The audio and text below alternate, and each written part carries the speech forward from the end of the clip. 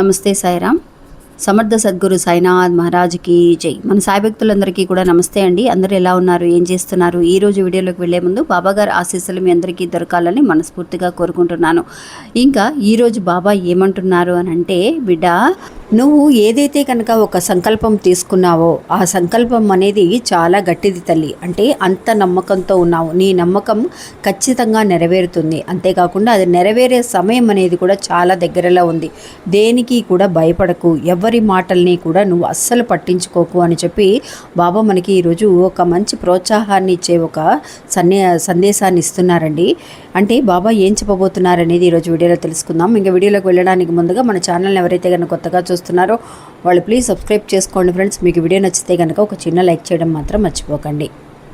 మీరు ఇంతవరకు కూడా ఎంతోమంది దగ్గర జ్యోతిష్యం చెప్పించుకొని అలసిపోయి ఉంటారు. కానీ నేను ఒక గురువు గారి గురించి తెలియజేస్తానండి. ఈ గురువు గారండి ఆదికొండ దేవత పూజారి సుబ్రహ్మణ్యరాజు గారు. ఈయన ఫోన్ నంబర్ 9347293375. మాకు జీవితంలో ఎన్నో మార్పులను తీసుకొచ్చారండి ఈయన. అందువల్లే మీ అందరికీ కూడా తెలియజేస్తున్నాను.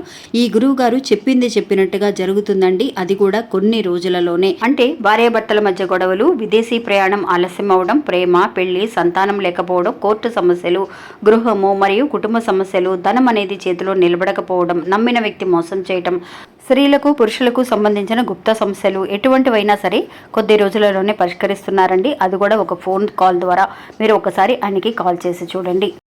ఇంకా వీడియోలోకి వెళ్దామండి.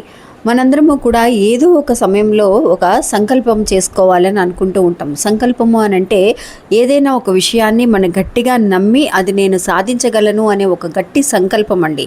ఇది నేను సాధించకుండా ఉండలేను, నా వల్ల అవుతుంది అని చెప్పి ఒక గట్టి నమ్మకాన్ని మనమే కలుగజేసుకొని అది ఎలా సాధించుకోవాలి అనడానికి ప్రయత్నాలు చేస్తూ ఉంటాం. అలా ఎంతోమంది ఇప్పుడు ప్రయత్నాలు చేసేవాళ్ళు కూడా ఉంటారండి. వాళ్ళందరికీ కూడా బాబా ఇచ్చే ఒక సందేశం అండి ఇది. కొంతమంది ఏంటి అని అంటే అలాంటి సంకల్పం చేసుకున్నప్పుడు మధ్యలో ఎన్నో రకాల ఒడిదుడుకులు వస్తూ ఉంటాయి. ఎంతోమంది ఇది నీ వల్ల కాదు, నువ్వు చేయలేవు అని అనుకున్నప్పుడు మనం కూడా అయ్యో ఆగిపోదామా, ఎందుకు ఈ రిస్క్ అని చెప్పేసి ఆగిపోయే వాళ్ళు ఉన్నారు. లేదు నేను చేయగలను అని నమ్మకంతో వెళ్ళే వాళ్ళు ఉన్నారండి. నిజంగా అలా ఆగిపోతే కనుక మనకి జరగబోయేది ఏంటి అనేది ఒక చిన్న విషయం ద్వారా బాబా ఒక చిన్న కథ ద్వారా తెలియజేస్తున్నారండి. ఒక ఊరిలో ఒక వ్యక్తి అండి. ఈ వ్యక్తి నిజంగా అండి అంటే అది ఒక పల్లెటూరు అనమాట. అది చాలా వరకు కూడా ఎన్నో సంవత్సరాల క్రితం. అప్పట్లో ఏంటి అని అంటే చాలామంది బంగారపు నిధులు కానీ భూమిలో ఏదైనా సరే పాతిపెట్టిన నిధులు అనేవి ఉండేవి అండి. ఇదివరకటి రోజుల్లో దొరికేవి. ఇది అప్పట్లో ఉన్న ఒక కథ అనమాట. ఇది నిజంగా బాబా ఎందుకు ఇప్పుడు చెబుతున్నారనేది మీరు ఈ కథ అనేది పూర్తిగా వింటే మీకే అర్థమవుతుంది. అట్లాగే ఒక భక్తుడండి వాళ్ళు చెప్పే మాటల్ని చూసి కొంతమంది ఏంటి అని అంటే చెప్తున్నప్పుడు ఇలాంటి నిధులు అనేవి ఉంటాయా తాతయ్య అని చెప్పేసి ఆ అబ్బాయి వాళ్ళ తాతయ్య వాళ్ళని అడిగినప్పుడు అరే అలాంటివన్నీ ఇప్పుడు ఈ రోజుల్లో ఎక్కడున్నాయిరా, అవంతా ఊరికినే, అలాంటి నిధులు అనేవి ఇప్పుడు ఉండవు, అయినా మనం కష్టపడి సంపాదించుకోవాలి కానీ అవన్నీ మనం ఎదురు చూడడం అనేది మంచిది కాదు అని చెప్తాడండి.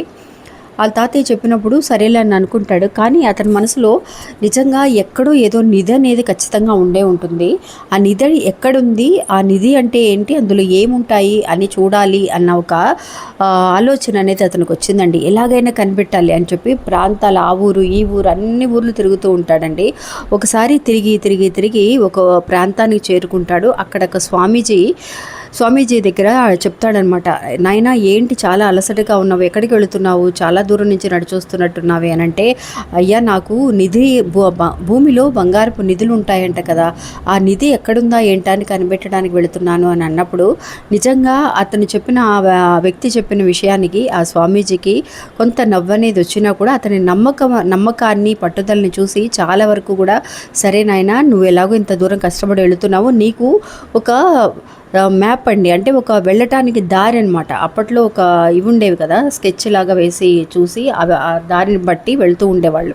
అలాంటి ఒక మ్యాప్ అనేది ఒక స్కెచ్ ఒక పేపర్ లాగా ఇచ్చారనమాట అందరికి. ఇది చూసి దీన్ని బట్టి నువ్వు వెళ్ళు, నీకు ఖచ్చితంగా దొరుకుతుంది నిధి అనేది, నువ్వు సాధించగలవు అని. సరే అని స్కెచ్లో ఉన్నట్టుగానే అతను నడుచుకుంటూ వెళుతూ ఉన్నాడండి. వెళుతూ ఉన్నప్పుడు మధ్యలో అతనికి ఒక కొండ ప్రాంతం అనేది కనిపిస్తుంది. ఆ కొండ ప్రాంతానికి కింద ఆ దగ్గరలో కింద బాగా వజ్రాల్లాగా మెరుస్తూ ఉన్న కొన్ని రాళ్ళు అనేవి, కొన్ని వజ్రాలు లాంటివే అండి, దగ్గర దగ్గర అలాగే ఉండుంటాయి. అంటే మనం దగ్గరకు వచ్చేసినట్టున్నాం, ఆ నిధులు అనేవి మనకు దొరకబోతున్నాయి.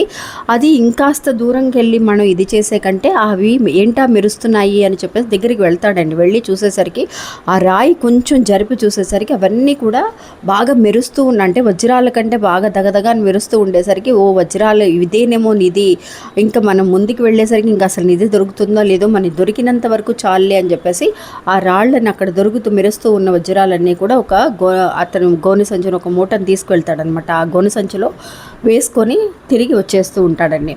సరే ఇవి అమ్ముకుంటే సరిపోతుందిలే, మన జీవితకాలం మనం అనుకున్నది సాధించేసాం అని అనుకుని ఆ రాళ్ళని తీసుకొని వెళ్తాడండి. అంటే ఎవరి దగ్గరికి, ఆ సేటు దగ్గరికి, ఎవరు అవి వజ్రాలు ఎవరైతే కొంటారో ఎంత విలువ పోతుంది అని చెప్పేసి అడగడానికని వెళ్తాడనమాట. అమ్మకానికని వెళ్ళినప్పుడు ఆ అతన్ని చూసి, ఇవి వజ్రాలు కాదు, ఏమీ కాదు, ఈ ఒట్టి రాళ్ళు, ఇవి మెరుస్తూ నీకు ఎండలో అలా కనిపించేసరికి నీకు మెరుస్తూ ఉన్నట్టుగా కనిపిస్తున్నాయి, కానీ రంగు వేసి ఉంటాయండి, దగదగ మెరిసేసరికి అతనికి అనిపిస్తుంది ఇవే వజ్రాలు అని అనుకొని తను చేసుకున్న గట్టి సంకల్పాన్ని కూడా మధ్యలో ఆపేసి అవి ఏదైతే కనుక ఉన్నాయో వాటితో సరిపెట్టుకుందాంలే అని చెప్పేసి వెనక్కి తిరిగి వచ్చేస్తాడండి. ఆ కొండ ప్రాంతానికి అతను ఎక్కడైతే కనుక ఆగి ఇవి తీసుకొని వచ్చాడో ఆ కొండ ప్రాంతానికి ఇంకొద్దిగా దూరం మాత్రమే వెళ్ళి ఉంటే కనుక దగ్గర ఇంకొక కిలోమీటరు 1.5 కిలోమీటర్ మాత్రమే వెళ్ళి ఉంటే నిజంగానే అనేది దొరికేదంటండి. అతను ఏమనుకున్నాడు చూడండి, ఎంత గట్టి సంకల్పాన్ని, మధ్యలో ఏదో అతని కళ్ళకి కొంచెం బాగా నిండుగా కనిపించేసరికి ఇదే మన ఎదురు చూస్తున్న ఒక విషయం అని అనుకొని తన సంకల్పాన్ని కూడా ఆపేసుకొని వెనక్కి తిరిగి వచ్చేసాడనమాట. అలా వచ్చేయటం వల్ల ఏమైంది అని అంటే అతను దొరికే ఆ విషయం అనేది కూడా అతను దక్కించుకోలేకపోయాడు. ఇప్పటి రోజుల్లో బాబా ఈ కథ ద్వారా మనకి ఏం తెలియజేస్తున్నారు అని అంటే, మనందరము కూడా అండి మన గోలుకి సంబంధించి, మన గట్టి సంకల్పానికి సంబంధించి ఏదైనా సరే దానికి దరిదాపుల్లో ఏదున్నా సరే మనం అడ్జస్ట్ చేసేసుకొని వెళ్ళిపోదాంలే, చాలే ఇది ఇంకెందుకులే మనం రిస్క్ తీసుకోవడం అని చెప్పి ఆగిపోయే వాళ్ళు ఎంతోమంది ఉన్నారండి. కాదు, ఇది నేను సాధించగలను, ఇది కాదు నా గోలు, నేను ఏదైతే కానీ అనుకుంటున్నానో అది మాత్రమే నాకు కావాలి అని అనుకొని మనం ముందుకు వెళ్ళగలిగితే ఖచ్చితంగా అది దక్కుతుందండి. ఏమాత్రమూ కూడా వెనుకడుగు వేయకుండా నీ సంకల్పం ఏదో, ఎలాంటి మధ్యలో నీకు ఒడిదుడుకులు వచ్చినా కొంత జిగ్జాగ్ లాగా మనకు అటు ఇటు మనసు అనేది తిరుగుతూ ఉంటుందండి. అలా వెళ్ళినా కూడా ఏమాత్రమో కూడా నువ్వు వెనకడికి వేయకుండా వెళితే ఖచ్చితంగా నీ గోల్ అనేది నీకు చాలా దగ్గరలో ఉంది, దేనికి కూడా నువ్వు అస్సలు లొంగకు అని చెప్పి బాబా మనకి తెలియజేస్తున్నారండి ఈ కథ ద్వారా. ఇది అవునా కాదా అనేది నాకు కమెంట్స్లో తెలియచేయండి. ఇది నిజంగా అండి ఎంతోమంది అండి ఒక కృషి చేస్తూ నేను బిజినెస్ చేయాలని ఎన్నో లక్షలు ఖర్చు పెట్టి మధ్యలో ఎవరో ఫ్రెండ్స్ చెప్పారని ఇది సక్సెస్ అవ్వదని వాళ్ళ మాటలన్నీ విని వెనకడిగి వేసే వాళ్ళు కూడా చాలామంది ఉన్నారు. అలా స్టార్టింగ్లో లాస్ అనేది వచ్చినా కానీ మనకి అది ఒక లాభాన్ని తీసుకొచ్చే ఒక విషయంగా మారడానికే అలాంటి కష్టాలు వస్తున్నాయని అనుకోవాలే, కానీ ఏమాత్రము కూడా వెనకడిగా అస్సలు వేయకూడదు అని చెప్పి మనకి ఈ కథ ద్వారా తెలియజేస్తున్నారండి. ఇంకా ఇది ఫ్రెండ్స్ ఈరోజు మన వీడియో. ఈ వీడియో కూడా మీ అందరికీ ఎంతో ఉపయోగపడుతుందని అనుకుంటున్నాను. నచ్చితే కనుక ఒక చిన్న లైక్ చేసి సపోర్ట్ చేయండి. నమస్తే, సాయిరామ్.